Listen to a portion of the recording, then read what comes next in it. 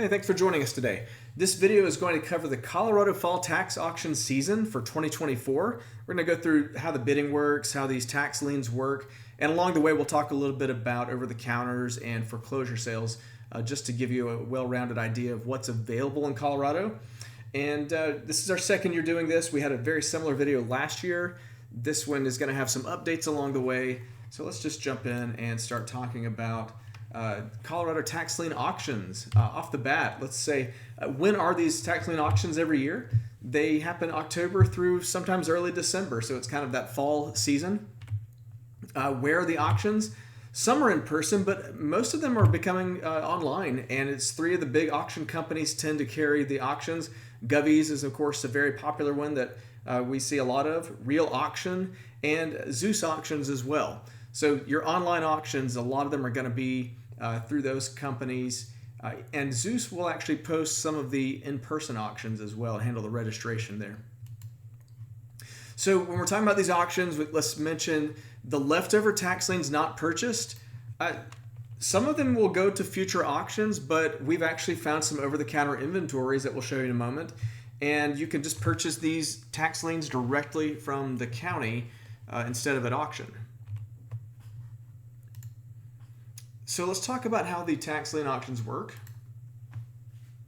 There's a premium bid auction format, which means the highest bidder wins. So you're going to start with an opening bid, and someone else is going to bid higher, and it'll keep going higher and higher until it reaches the highest bid, and that is the winner. That opening bid is going to be set right about the taxes owed plus some fees and maybe a couple penalties. The interest rate. Now this is the interesting part, haha.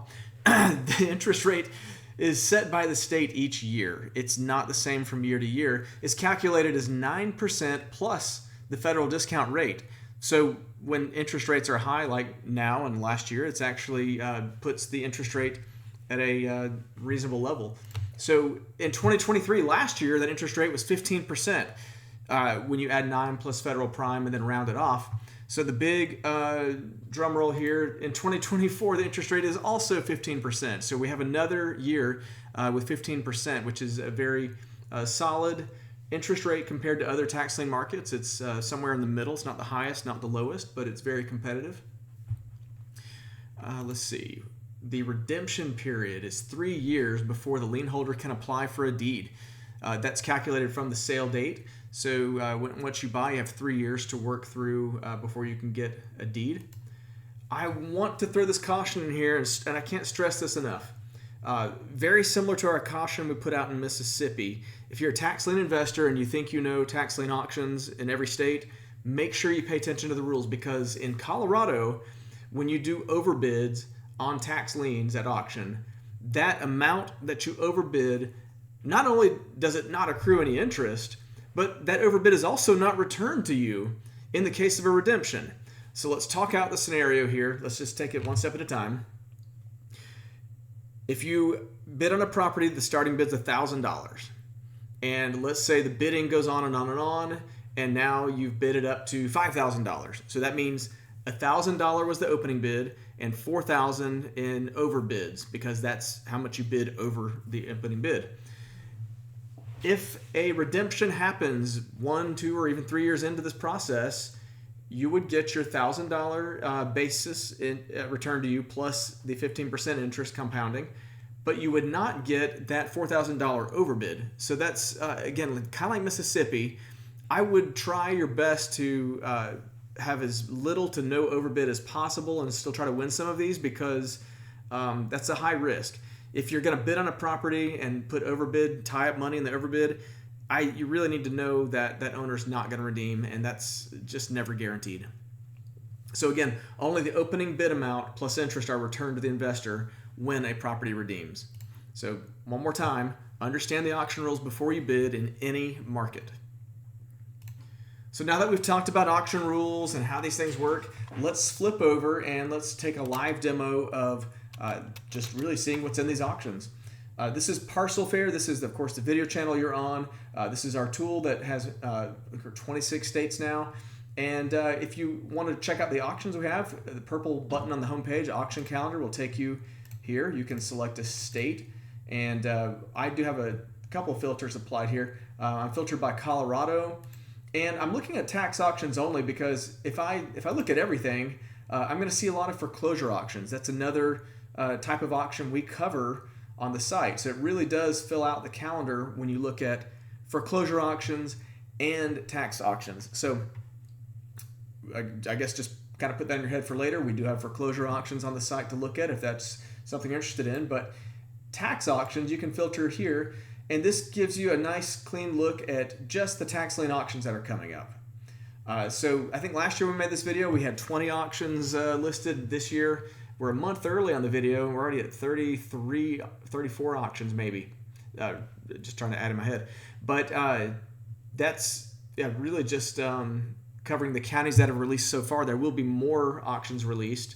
There's probably auctions being released right now while we're making this video. So by the time you see this, there could be more here. So again, let's look at that variety of auctions here. This first one in El Paso County, that's Colorado Springs area, has over 2,000 parcels for tax liens. Then you see some of the smaller counties have 100-ish parcels, 200 maybe. And then they're all over the place. 900 in this county, 500 roughly in that one. And then you can kind of see only a few of them are over 1,000. I don't know how to pronounce this county's name, but it has 1,150. Park has 1,407. Arapahoe over 2,000. So depending on what county you're shopping in, there could be quite a bit to choose from. Which brings me to my next point. If we're going to check out one of these auctions, I opened up the El Paso County auction. If you were going to do that, let me back up. You can click on the map and see everything in the county. That would show you over-the-counters, foreclosures, and auctions. But this second option here is only going to show you the properties from that auction. So that's what I clicked. You can also do the exact same thing if you want to view it as a list. You can view just what's in the auction, or just list out everything in the county, foreclosures, over-the-counters, everything. So we're looking at just the auction on the map rather. And again, Colorado Springs, you see it's located centrally in the state, and very large county. I mean, it's a large state too. Let's flip over to satellite, and of course, being Colorado, we can see some mountains here on the western side, and on the eastern side, you get more of that plateau, flat area. So that's where you're going to find some of these larger chunks of land with 332 acres, like this one, or maybe one like this with 50 acres. So if acreage is what you're focused on, let's start there. I'm going to click on my this parcel button at the bottom left here that opens up my search filters. And I'm already filtered by the auction, so why don't we put a minimum of 50 acres and see so that's going to give us 43 properties. See the preview there tells us how many. So we can scrap that for now, and you can also filter by something like improvements and see that over half of the properties have some type of building or structure on them. And we can also do total value. Let's put a minimum of $200,000 if we wanted to. A lot of them, most of them are over $200,000. I guess I need to update that. We'll do $500,000 and see it go down to just 483 properties. And there could be a sweet spot. You might have a range of 50,000 to 200,000. And if we're looking at improvements only, that's just 81 properties. So let's go see what those look like. They're kind of scattered on the map, so I'm going to use my right-hand side here and take a look. I'm going to click Find on Map on this property, and it puts us in this area, and it highlights this particular property for us. It looks like a unit of a building, but let's see. Yeah, in the legal description, condo unit 240. You can also see in the property's address, this number 240 right here means it's the unit of that building, not the whole building. The valuation on this, one thing Colorado does well is they do break out the valuations for the unit. So the unit is worth $141,000. That's not the whole building. That's in Colorado. That's going to be, at least in this county, the unit value, which is great. We know that unit of the condo has that valuation. We see that it's occupied. There's one tax lien available. And if I wanted to bid on it, I'm going to click this green purchase option button, which gives me a link to register for the auction or a link to the list. But it also tells me when and where and how to bid on this thing. So we know that it's online with Real Auction. I'm going to click the blue button to register and the green button to see the list. If you are experienced in online auctions, you know that you can typically bid in advance. Once you register, you should be able to go in there and place bids on this property if the bidding is open. And one last piece, I'm going to click on the property card link. Let me show you what it was. That was under the research links on the right side here. Underneath the satellite image, we have a lot of links that help you out with either comps or skip tracing or just different things. But the top links here are always county links. And this is going to take us to the county property card for that property. And it tells us just deeper information if we want to dig in and look at what the county has assessed with the building. We can also see history, some other things about that, some treasure information if we click this link. So this kind of like gets you started down the rabbit hole if you want to start really digging into a property. This property card is a great way to start that research. So that's top to bottom one property. And we were in the Colorado Springs area, filtered down from 2,000 properties to 81. There's really the filters, there's so many ways you can do this. I'm going to clear them right here, but you can just kind of go to town on whatever makes sense to you. Let's see if I can do, we have foreclosures. If you want to see availability, foreclosures only, you can do that. I'm not sure if there's over-the-counter liens here, so I'm going to check. Oh, there's not any over-the-counter. I clicked on over-the-counter in this inventory filter here. So we'll move on to another county. Let's take a look at, again, I don't know how to pronounce this county. It's like Sawache. So Saguache, and somebody can correct me on that, I'm sure. But this auction has 1,150 parcels in it. Let's zoom out. We're looking at kind of the southern part of the state, more rural. I don't see any big city names that jump out to me. Denver is up here to the northeast. And so kind of nice variety. Let's go satellite view and see beautiful scenery here, mountains, large tracts of land as well. And a lot of this looks like it's agricultural just based on my satellite view here. It's when you see the circles like that. So if agricultural land is something you're looking for, or large chunks of land, you would look in the outskirts here.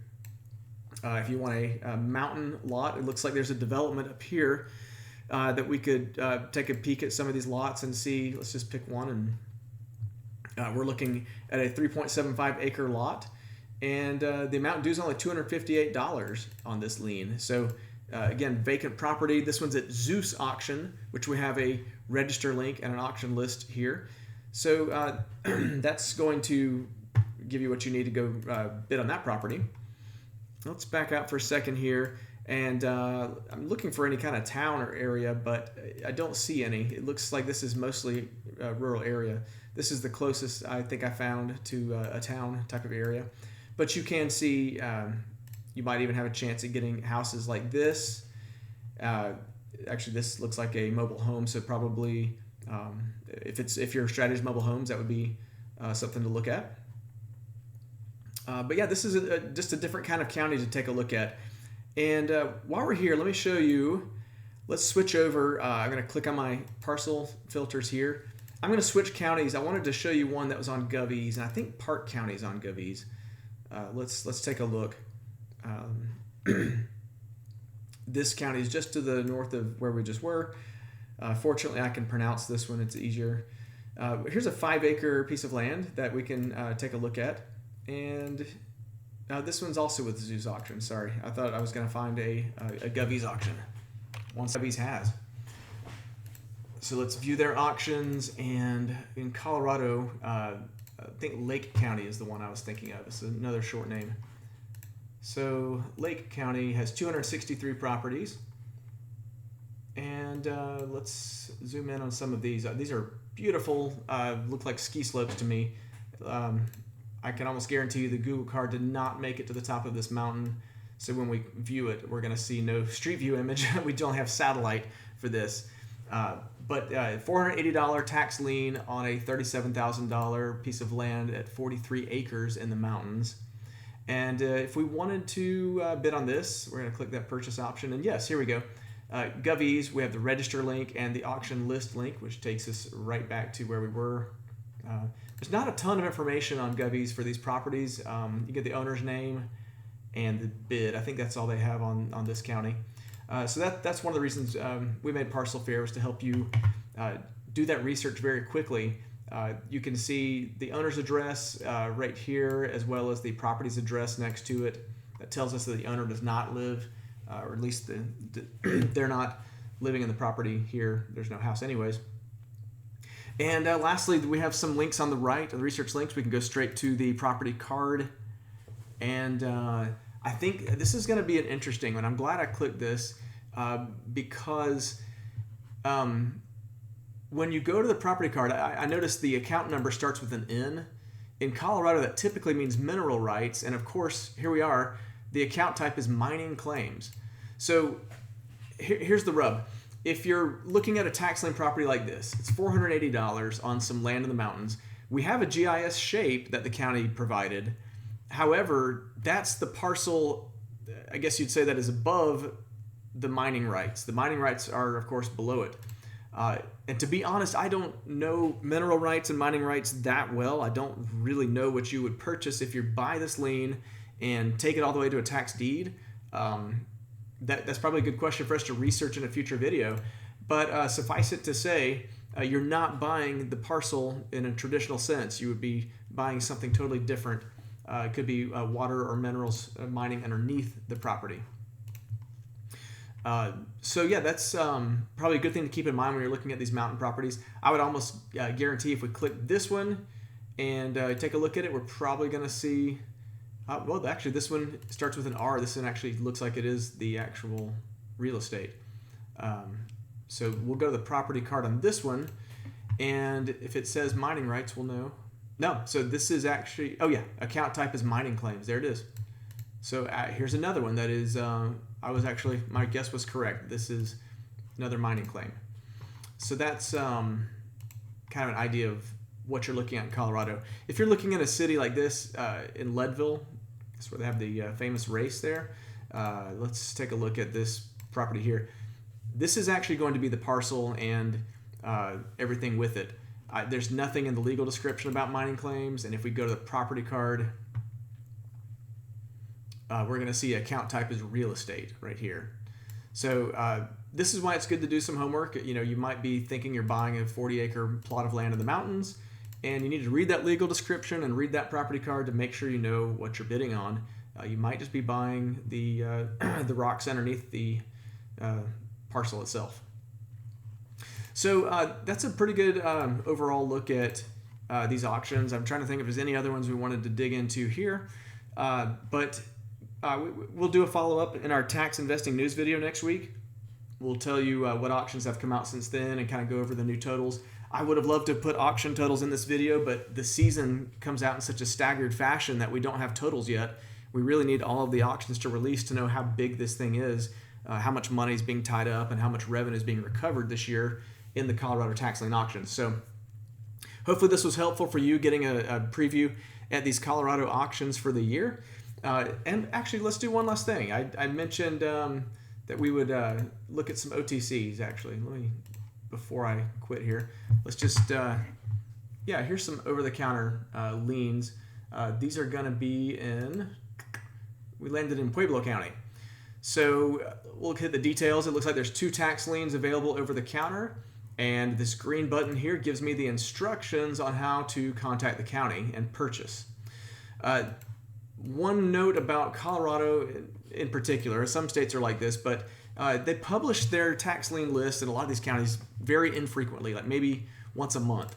So we try to get the tax lien list updated at least weekly, if not more.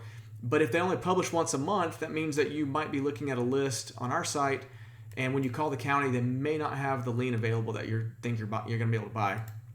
Again, it's just because they don't publish that frequently.